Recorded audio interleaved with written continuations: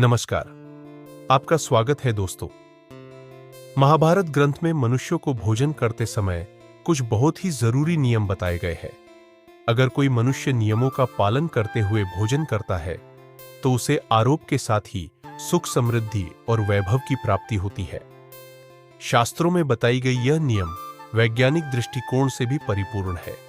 इस प्रकार से भोजन करने पर मनुष्य सभी देवी देवताओं का आशीर्वाद प्राप्त करता है। अगर आप भोजन करते समय इन नियमों का पालन अवश्य करें तो आइए बिना देरी किए जान लेते हैं वह कौन से नियम है। पर उससे पहले अगर आपने चैनल को सब्सक्राइब नहीं किया है तो इसे सब्सक्राइब कर लीजिए, साथ वीडियो को लाइक करना ना भूलें। सबसे पहली बात, भोजन करने से पहले 5 अंग, 2 हाथ, 2 पैर और मुख, इनको अच्छी तरह से धोकर ही भोजन करना चाहिए। भोजन से पहले अन्य देवता एवं अन्नपूर्णा माता की स्तुति करके उनका धन्यवाद देते हुए तथा सभी भूखे प्राणियों को भोजन प्राप्त हो, ईश्वर से ऐसी प्रार्थना करके ही भोजन को शुरुआत करनी चाहिए। भोजन बनाने वाली महिलाओं को स्नान करके ही शुद्ध मन से मंत्र जाप करते हुए ही रसोई घर में भोजन बनाना चाहिए। सबसे पहले 3 रोटियां, एक गाय के लिए, एक कुत्ते के लिए और एक कौवे के लिए अलग निकालकर फिर अग्निदेव को भोग लगाकर ही घर वालों को खिलाना चाहिए। भोजन किचन में बैठकर ही सभी के साथ करें। प्रयास यही करना चाहिए कि परिवार के सभी सदस्य के साथ मिल बैठकर ही भोजन किया जाए। नियम अनुसार अलग अलग भोजन करने से परिवार के सदस्य में प्रेम और एकता कायम नहीं हो पाती है। भोजन का समय प्रातः सायंकाल ही भोजन का विधान है, क्योंकि पाचन क्रिया की जठराग्नि हुई सूर्योदय से 2 घंटे के बाद तक पर एवं सूर्यास्त से 2.5 घंटे पहले तक प्रबल रहती है। जो व्यक्ति सिर्फ एक समय भोजन करता है वह योगी है, और जो 2 समय भोजन करता है वह भोगी कहा गया है। तीसरी बात, भोजन की दिशा। भोजन पूर्व और उत्तर दिशा की ओर मुख करके ही चाहिए।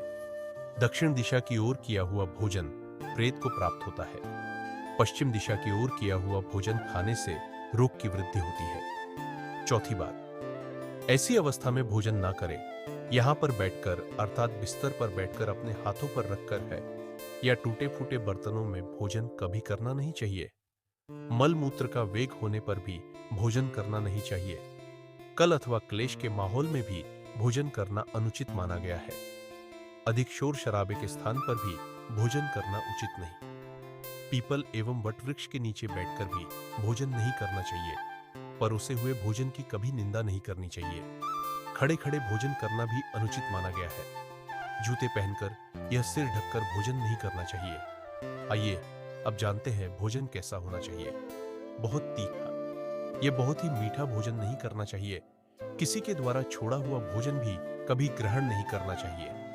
आधा खाया हुआ फल, मिठाइयां आदि फिर से नहीं खानी चाहिए। खाना छोड़कर उठ जाने पर दोबारा है तभी करना नहीं चाहिए।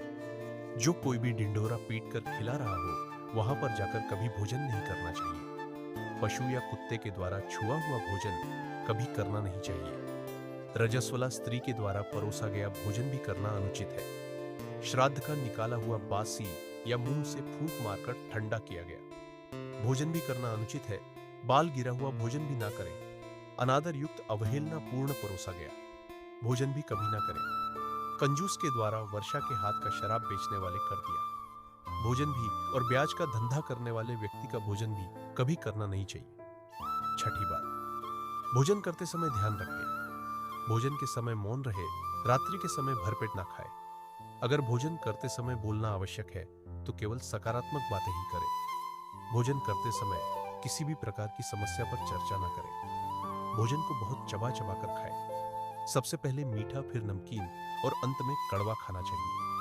थोड़ा सा भोजन करने वाले को आरोग्य, आयुबल, सुख, सुंदर संतान और सौंदर्य प्राप्त होता है। 7वीं बात, भोजन के पश्चात क्या नहीं करना चाहिए। भोजन के तुरंत बाद पानी या चाय नहीं पीना चाहिए। भोजन के पश्चात 4 घुड़सवारी, दौड़ना बैठना, शौच आदि प्रकार के कार्य नहीं करने चाहिए। भोजन के बाद क्या करें। भोजन के पश्चात दिन में भोजन करने के पश्चात टहलना चाहिए, और रात्रि के समय 100 कदम टहलकर बाईं करवट में लेटना अथवा वज्रासन में बैठने से भोजन का पाचन अच्छे से होता है। भोजन के 1 घंटे के बाद मीठा दूध एवं फल खाने से भोजन का पाचन अच्छी तरह से होता है। भीष्म पितामह ने अर्जुन को दिया। महत्वपूर्ण संदेश में कहा गया है कि जिस थाली को किसी का पैर लग जाए है, उस थाली का त्याग करना चाहिए। ऐसी थाली विस्तार के समान त्याग्य होती है। भीष्म पितामह कहते हैं कि भोजन के दौरान थाली में वाल आने पर उसे वहीं पर छोड़ देना चाहिए। बाल आने के बाद भी खाए जाने वाले भोजन से दरिद्रता का सामना करना पड़ सकता है। भोजन पूर्व जिस थाली को कोई लांघ कर गया हो, ऐसे भोजन को भी कभी ग्रहण नहीं करना चाहिए। इसे कीचड़ के समान छोड़ देने वाला समझना चाहिए। भीष्म पितामह ने अर्जुन को बताया कि एक ही थाली में भाई भाई भोजन करे तो अमृत के समान हो जाता है। ऐसे भोजन से धन धान्य स्वास्थ्य और लक्ष्मी की वृद्धि होती है। भीष्म पितामह के अनुसार पति पत्नी को एक ही थाली में भोजन करने को निषेध माना गया है। भीष्म पितामह के अनुसार एक थाली में पति पत्नी भोजन करते हैं तो ऐसी थाली मादक पदार्थों से भरी मानी जाने वाली होती है। पत्नी को पति के भोजन के उपरांत ही भोजन करना चाहिए। इससे घर में सुख समृद्धि बढ़ती है। तो दोस्तों, ये थे वह महत्वपूर्ण बातें जो महाभारत में बताई गई है। अगर ये जानकारी आपको पसंद आई तो वीडियो को लाइक करें, कमेंट पे जय मां अन्नपूर्णा अवश्य लिखिए। साथ इस चैनल को सब्सक्राइब करें ताकि आप ऐसा आध्यात्मिक जानकारी वाले वीडियो देख सकें। धन्यवाद।